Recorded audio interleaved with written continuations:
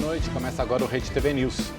Com o sistema de saúde em colapso por causa da falta de oxigênio, o Amazonas começa a enviar pacientes de Covid-19 para outros estados.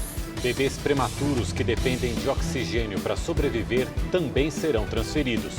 E você vai ver no Rede TV News. Avanço da pandemia faz governo paulista adotar medidas mais restritivas em 8 regiões do estado. E a gente começa essa edição do Rede TV News, claro, falando aí da alta de internações e dos casos de Covid-19 no estado do Amazonas. Depois de o sistema de saúde entrar em colapso por causa da falta de oxigênio, Manaus começou a receber apoio de outras regiões do Brasil. A gente vai ao vivo até a capital amazonense, onde está a repórter Rosiane Chagas, que vai nos contar um pouco como é que está a situação por aí, né, Rosiane? Boa noite. Bem complicada, né?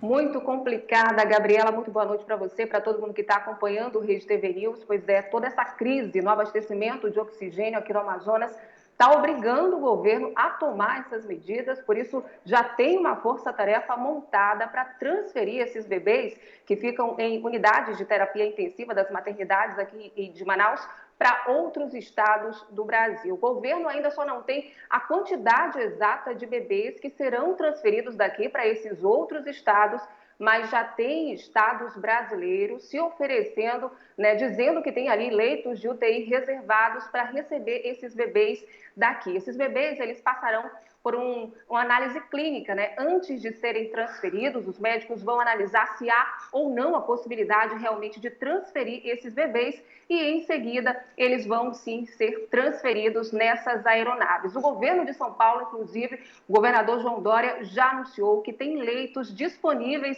aqui para receber esses bebês prematuros, disse que são 60 leitos reservados para o Amazonas e anunciou ainda até o envio de respiradores aqui para o estado. Vamos ouvir a fala do governador de São Paulo, João Dória. Daqui a pouco a gente vai ouvir a fala do governador de São Paulo. Antes a gente vai mostrar que, inclusive, a Justiça determinou que o governo federal transfira pacientes do Amazonas que podem morrer por falta de oxigênio. E com o aumento de casos de Covid-19, Manaus vive cenas de guerra, enfrenta o colapso do sistema de saúde. Hoje, como você ouviu, os primeiros pacientes começaram a ser transferidos para o tratamento em outros estados. As ambulâncias chegaram na base da Força Aérea por volta das 6 horas da manhã desta sexta-feira. De acordo com a Secretaria de Saúde, 13 pacientes com quadros moderado foram selecionados para o primeiro voo com destino a Teresina, no Piauí. Segundo o comandante da Força Aérea, minutos antes do embarque, 4 deles desestabilizaram e não foram transferidos. É importante que fique muito claro que os profissionais de saúde responsáveis pelo embarque, eles já fazem uma triagem desses pacientes antes de trazê-los para cá. O que ocorre é que esse processo da transferência causa uma ansiedade natural nesses pacientes. E aqui em específico, nesse embarque pela manhã, ocorreu que 3 pacientes ficaram muito ansiosos e ficaram desestabilizados e um dos pacientes realmente não quis embarcar, vamos dizer assim. Porque há toda uma ansiedade envolvida e o pessoal fica muito emotivo, né? Então foi por isso. Porque a gente tem que ter o paciente estabilizado para poder embarcar por motivo até de segurança. Devido ao colapso no sistema de saúde, 235 pacientes em tratamento contra a Covid-19 serão transferidos para os hospitais de Goiás, Piauí, Maranhão, Brasília, Paraíba e Rio Grande do Norte. A transferência seria realizada na noite de quinta-feira, mas a falta de oxigênio adiou os planos. Nós estamos com 2 tripulações para cada aeronave disponibilizadas aqui em Manaus. Elas vão fazer um revezamento, 12 horas cada uma, voando o tempo inteiro. Então a gente vai ter capacidade de voar 24 horas por dia, 7 dias por semana. A aeronave ela teria condições de levar até 40 passageiros. Porém, a gente tem que disponibilizar cilindros de oxigênio para cada paciente e temos que levar os profissionais de saúde também para acompanhar esses pacientes. Isso faz com que se limite a capacidade da aeronave a 15 passageiros. Ainda segundo o comandante, na madrugada desta sexta-feira, uma carga com oxigênio chegou na capital e, após o término dos procedimentos necessários, será entregue à principal distribuidora do Amazonas. A carga de cilindro de oxigênio líquido, na verdade são tonéis, são bem grandes cada um deles, né? E a gente trouxe de Guarulhos. E artistas se movimentaram nas redes sociais para tentar ajudar no reabastecimento de oxigênio em Manaus. A campanha começou com o humorista Whindersson Nunes, que convocou outros famosos para ajudar. Eles doaram dinheiro para a compra de cilindros de oxigênio. Para transportar esses cilindros, o grupo mobilizou 3 aviões que também levarão equipamentos hospitalares e 50 ventiladores pulmonares para hospitais pequenos da região. E o estado do Piauí recebeu hoje os primeiros pacientes do Amazonas. A operação de guerra emocionou os profissionais da saúde que ajudaram na remoção das 9 pessoas transferidas. Depois de uma espera de 24 horas, o avião da Força Aérea Brasileira pousa em solo piauiense. A transferência dos pacientes foi anunciada na quarta noite pelo Ministério da Saúde para a Fundação Municipal de Saúde de Teresina. Como nós estamos com a capacidade possível de absorver esses pacientes, a gente prontamente atendeu a esse chamado do Ministério da Saúde. 30 pacientes estavam previstos a chegar ao Piauí, mas somente 9 puderam vir ao estado. Desses 9, durante a viagem, 2 tiveram intercorrências, isso por conta da oxigenação. Do avião da FAB, eles já entravam nas ambulâncias com todo o suporte de oxigenação e a equipe médica em destino ao Hospital da Universidade Federal do Piauí, o HU. O hangar do aeroporto Petrônio Portela de Teresina estava coberto de muitas emoções. A principal foi a solidariedade. Missão cumprida, tudo feito sob um comando da nossa diretora do SAMU. Um caminhão com 23 cilindros de 1 metro cúbico cada, que foram reabastecidos para levar a Manaus. O que fez com que o Piauí participasse da Operação Oxigênio do Ministério da Saúde. Estamos mandando nesse momento 23 metros cúbicos. Rio de Janeiro também está mandando outra quantidade de oxigênio e o governo federal está vendo com a possibilidade de comprar mais oxigênio, inclusive até na Venezuela. No hospital universitário estão disponíveis 198 leitos, 30 deles para a Covid. E somente os 9 pacientes de Manaus estão sendo atendidos. O presidente Jair Bolsonaro garantiu que o governo federal tomou todas as medidas para ajudar o estado do Amazonas. As declarações do presidente foram feitas em conversa com apoiadores no Palácio da Alvorada. Bolsonaro afirmou que o governo federal fez a parte dele na crise de falta de oxigênio no Amazonas. Terrível problema lá. Agora, Junto com você sempre. agora nós fizemos a nossa parte. Com recursos, certeza, com certeza. Onde as Forças Armadas colocou lá um hospital de campanha, tá certo? O ministro da Saúde teve lá na segunda-feira, providenciou oxigênio. Manaus. Começou o tratamento precoce, que alguns criticam ainda. Quem critica não toma. Ao citar o tratamento precoce, Bolsonaro voltou a defender o uso da cloroquina. Esses medicamentos, a hidrocloroquina, são de 70 anos, não tem efeito colateral. Se não surtir efeito, não vai acontecer nada para ele. Agora, se esperar, sentir falta de ar, for para o hospital para ser entubado, mais ou menos 70% morre. Eu não tenho o percentual exato aqui, mas o percentual alto acaba entrando em óbito. O presidente disse ainda que ninguém será obrigado a tomar a vacina contra o novo coronavírus. Se depender de mim, não vai ser obrigatório. Não estou fazendo campanha contra a vacina. A gente sabe disso, a gente sabe. É uma vacina experimental, então a obrigatoriedade fica sendo uma irresponsabilidade. A gente sabe disso, presidente. Queriam aplicar em criança. As informações que nós temos, que não foi testado ainda é Covid. Quem também se manifestou sobre a situação no Amazonas foi o vice-presidente Hamilton Mourão, que defendeu as medidas adotadas pelo governo federal para ajudar o estado. Você não tem como prever o que ia acontecer com essa cepa que está ocorrendo lá em Manaus, não é? Totalmente diferente do que tinha acontecido no primeiro semestre, né? Ele ainda comentou sobre a necessidade da adoção de medidas de isolamento mais rígidas para tentar frear o aumento do número de casos da Covid-19. A questão, nós aqui não fechamos nunca, né? Essa é a realidade, né? E aí você tem que entender, vamos dizer assim, a característica do nosso povo, né? O nosso povo, ele não tem essa, vamos dizer assim, essa imposição de disciplina em cima do brasileiro, ela não funciona muito. Então a gente tem que saber lidar com essas características e buscar informar a população no sentido de que ela se proteja.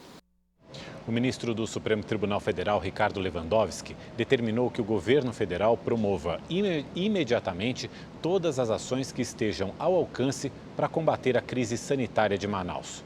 O ministro também exigiu que o governo apresente em 48 horas um plano detalhado com as estratégias que serão utilizadas. O Ministério de Ciência e Tecnologia atestou a segurança à vacina produzida pela AstraZeneca e a Universidade de Oxford. Esta é a primeira vacina contra a Covid-19 liberada pela pasta. O aval não substitui a necessidade da aprovação da Anvisa para o uso emergencial do imunizante. A Comissão Técnica Nacional de Biossegurança do Ministério de Ciência e Tecnologia aprovou hoje a segurança da vacina contra a Covid-19 produzida pela Fundação Oswaldo Cruz, junto com a Universidade de Oxford e a farmacêutica AstraZeneca. A aprovação é uma exigência do processo no Brasil para a liberação do imunizante do ponto de vista da Política Nacional de Biossegurança. Apesar disso, ainda é obrigatória a avaliação e aprovação da vacina pela Agência Nacional de Vigilância Sanitária, a Anvisa, que avalia o processo de perspectiva do remédio. A CTN-Bio, vinculada ao Ministério da Ciência, Tecnologia e Inovações, ela não avalia a qualidade da vacina enquanto medicamento. Ela avalia, sim, a segurança do princípio ativo geneticamente modificado em relação a isso. A aprovação foi decidida por unanimidade pelos 54 membros que compõem a comissão.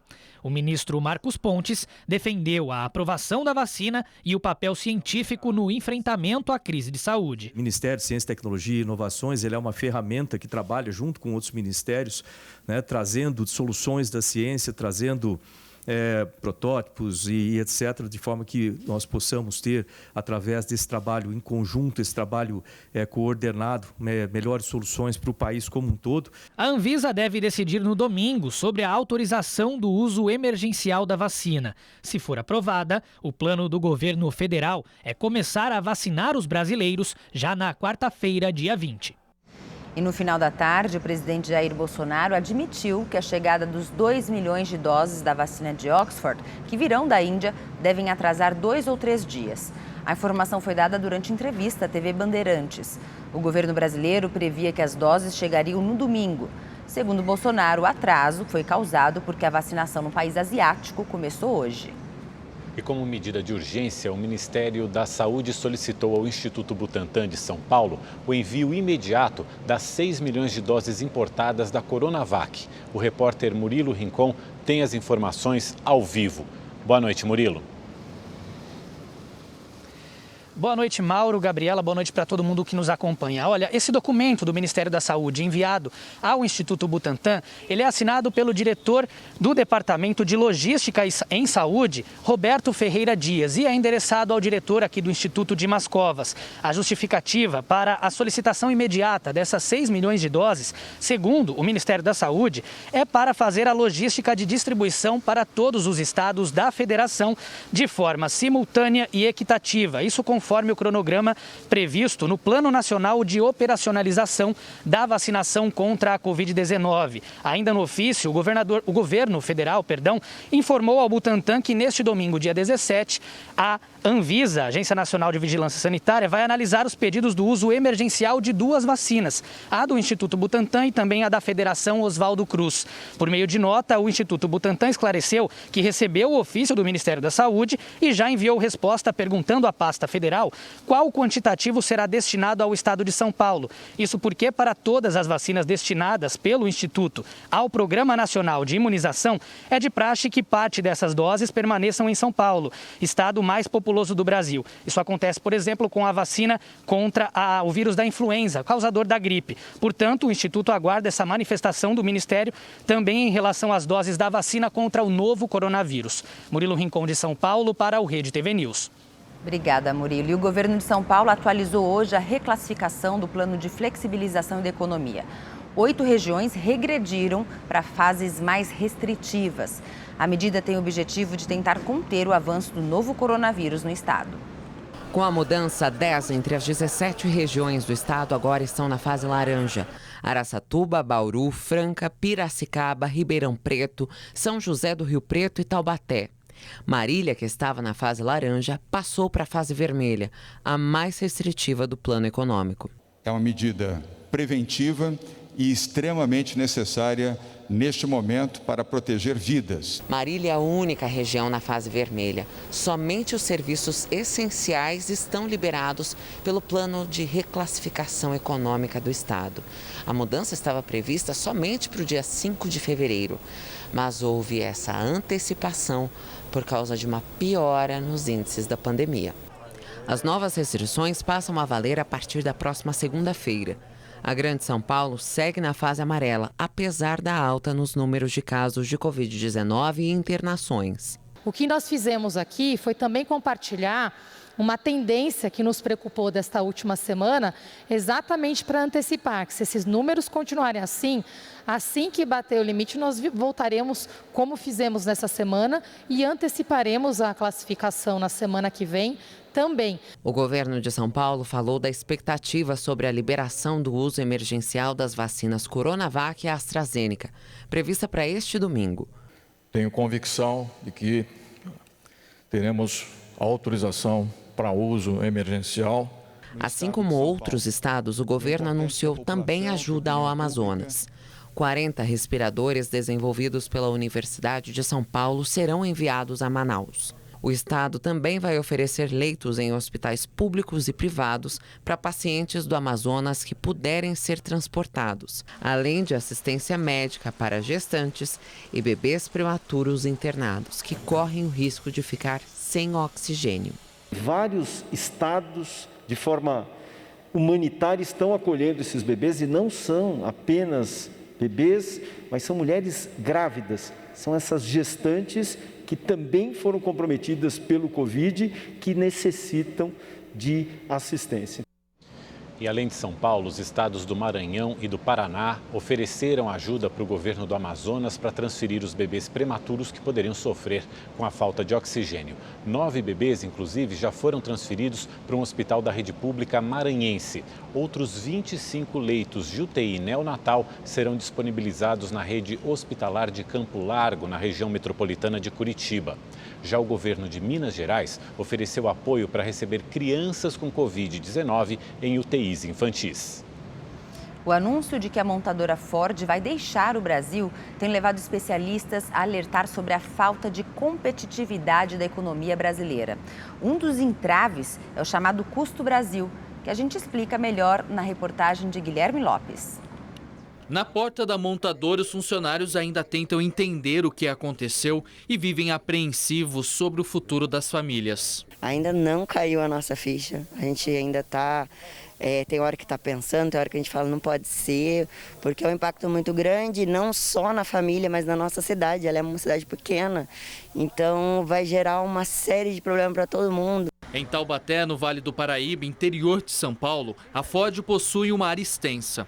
Por décadas, a montadora produziu motores e transmissões para a maior parte dos carros vendidos no país e outros modelos 100% nacional comercializados em todo o mundo. No começo da semana, o anúncio de encerrar as atividades no país pegou todos de surpresa.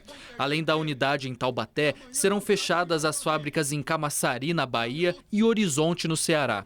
Ao todo, mais de 5 mil empregos diretos e outros 12 mil considerados indiretos serão perdidos nessas regiões. O temor da consequência do encerramento das atividades remete a uma outra história muito antiga, mas pouco explorada. Em 1928, o norte-americano Henry Ford, fundador da montadora, deu nome à Fordlândia, a primeira cidade operária do estado do Pará. Na época, o projeto de Henry Ford era plantar seringueiras e suprir a demanda de borracha da indústria automobilística para competir com países da Ásia. A Fordlândia, às margens do rio Tapajós, foi erguida do zero com toda a infraestrutura necessária, como água, luz, saúde e moradia. Ele quis aumentar a competitividade porque o custo da borracha para ele estava muito alto, porque vinha de 2 colônias inglesas da Ásia, né, a Malásia. Então ele pensou, eu vou aonde tem seringueiras, aonde tem látex, é na Amazônia, é para lá que nós vamos. E dentro do empreendedorismo dele, ele criou coragem de mandar uma equipe estudar e tocar para frente um projeto. Mas o projeto ambicioso de Henry Ford não avançou e sucumbiu aos altos impostos da época e às dificuldades logísticas. Em 1946, a cidade foi vendida ao governo brasileiro e Ford deixou para trás uma vila fantasma. Celso foi um ex-funcionário e esteve lá em 1996. Eu estudei um pouquinho antes e esperava objetos mais remanescentes e vi um projeto que não deu certo, em decadência, muita sucata, muito equipamento abandonado, seja uma bomba de água, seja uma caixa d'água, uma cidade praticamente morta, quando eu vi em 96. E era morta nesse momento. Então isso me impactou, porque eu pensei, foi um projeto, foi um sonho, e olha onde ele chegou. É sempre triste, né? A montadora americana foi a primeira a se instalar no Brasil em 1919 e revolucionou o mercado automotivo. No entanto, com o passar dos anos, as transformações tecnológicas e o custo do Brasil aumentaram as dificuldades da Ford se manter competitiva. A montadora está instalada em Taubaté desde 1967. E nesse período, o município abriu mão de parte da arrecadação fiscal, oferecendo isenção de impostos para manter a planta da fábrica na cidade. Além disso, o setor automotivo é um dos mais beneficiados pelo governo federal. Nos últimos 20 anos, os subsídios ultrapassaram os 60 bilhões de reais. Recebemos essa notícia de informação assim, vamos fechar, estamos fechando, saímos daqui. E aí a gente ficou estarrecido mesmo com a notícia, porque nada apontava isso. E aí você tem essa parte toda da economia local dos funcionários, 830 funcionários que estavam lá, que hoje deixam de ganhar seu salário. E os salários da indústria são os mais altos no mercado. Então a gente tem que entender que isso realmente vai trazer um prejuízo grande para a cidade. A Associação Nacional dos Fabricantes de Veículos Automotores informou que cobra medidas que reduzam o custo do Brasil, um dos principais entraves para a indústria automotiva. Já a Confederação Nacional da Indústria considerou que a decisão da Ford serve de alerta para a necessidade de uma reforma tributária no país. Custo Brasil é o que nós chamamos uma série de encargos que a produção no Brasil tem que arcar, né? Ou seja, produzir no Brasil, nós temos uma série de itens que encarecem muito a nossa produção. Sim, a carga tributária no Brasil é grande, é confuso de calcular, etc. Isso, obviamente, impacta bastante as empresas, fazendo com que a empresa brasileira se torne menos competitivas do que empresas no exterior. Isso é algo bastante ruim para a gente e que temos que resolver. Atualmente, os custos envolvidos na produção de veículos no país encarecem o produto e diminuem a margem de lucro. De acordo com um estudo da Anfávia, o Brasil tem uma elevada carga tributária, diferente de países como Estados Unidos e México, que têm uma política tributária simplificada e mais ágil.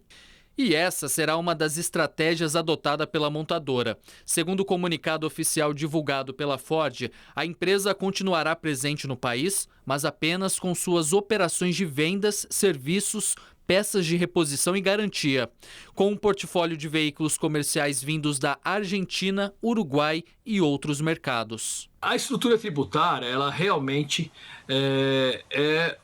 é muito onerosa para as empresas e mais ainda para o setor industrial. E tem toda uma distorção realmente em termos de carga, tá certo? Da forma como os impostos são cobrados, muitas vezes em cascata, não há compensação, né? O governo diz que vai devolver os recursos que deveriam ser compensados, digamos, né? Tá certo?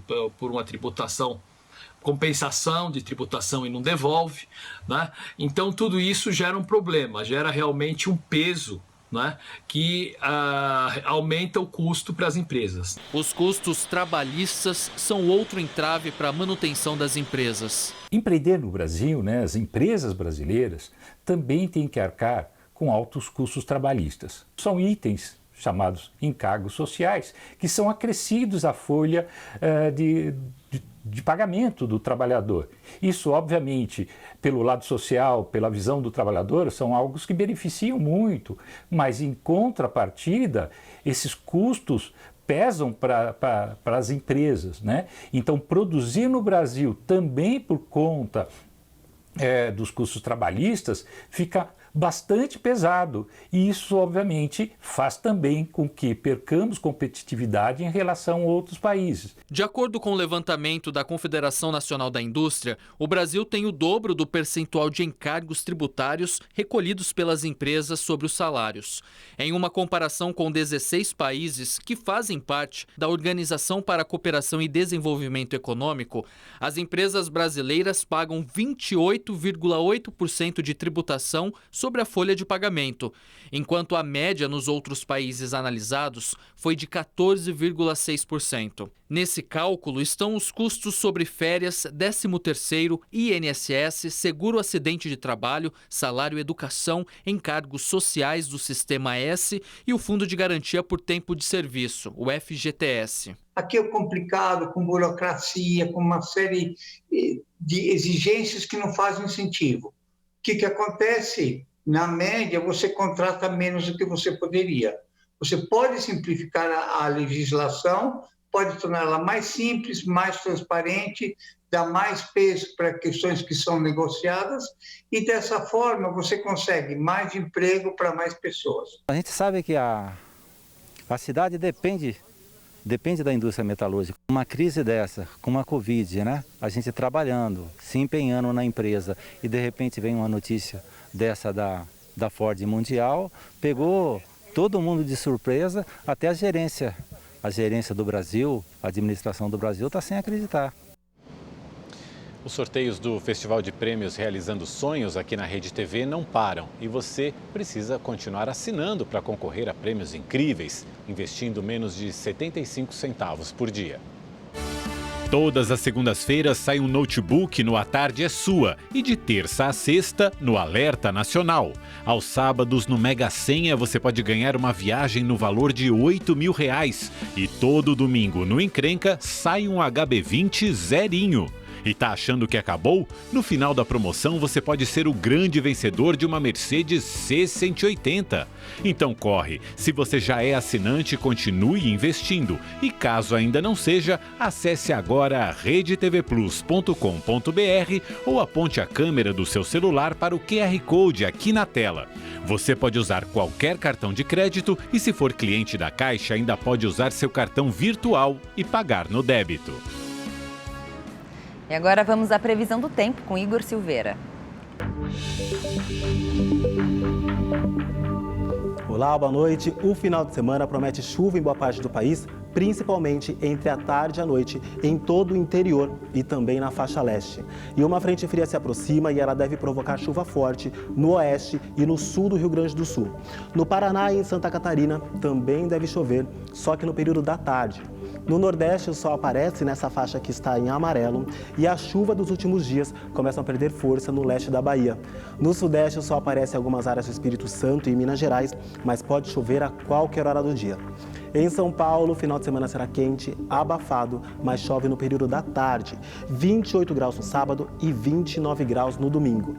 Já no Rio de Janeiro, o sol aparece durante o dia, à tarde as nuvens ficam carregadas e à noite chove. 35 graus no sábado e 36 graus no domingo. Na região norte, o tempo continua instável e em Manaus, a máxima fica na casa dos 31 graus. E para saber mais sobre a previsão do tempo na sua cidade, é só entrar no site da Rede TV. Eu fico por aqui, um ótimo final de semana e até mais. Hospitais privados de São Paulo registraram aumento nas internações por Covid-19 nos últimos 10 dias. Ainda assim, as instituições relatam ter condições de ampliar o número de leitos se for necessário. A pesquisa foi realizada pelo Sindicato dos Hospitais, Clínicas e Laboratórios de São Paulo em 76 hospitais privados do estado. 86% deles tiveram aumento nas internações, 28% ampliaram o número de leitos clínicos e 26% os de UTI. Em 72% dos hospitais, a taxa de ocupação de UTI é superior a 70%. 20% das unidades têm índices entre 91% e 100% de ocupação. O objetivo da pesquisa é traçar um panorama da situação e saber se os centros de saúde têm capacidade para ampliação dos leitos. Mesmo com o acréscimo de internações nos últimos dias, 63% dos hospitais afirmaram ter condições de aumentar o número de leitos destinados ao tratamento de Covid-19. A pesquisa aponta ainda que as unidades hospitalares não estão cancelando cirurgias ou outros procedimentos em razão do novo coronavírus. Praticamente os hospitais têm dois fluxos bem distintos: o fluxo para paciente Covid e o fluxo para os pacientes não Covid, que são aqueles pacientes importantes, como pacientes cardiológicos, pacientes oncológicos, pacientes com uma série de patologias que precisam ser tratadas, porque se não forem tratadas, e elas são normalmente tempo-dependentes, os casos vão piorar. Então hoje as instituições ainda conseguem trabalhar com os dois fluxos. Os 76 hospitais ouvidos pela pesquisa representam 20% dos 383 hospitais privados aptos a atender pacientes com Covid-19 no estado. Nesta sexta-feira, o governo estadual colocou em alerta 43 cidades que estão com ocupação hospitalar acima de 80%. O estado recomenda que as prefeituras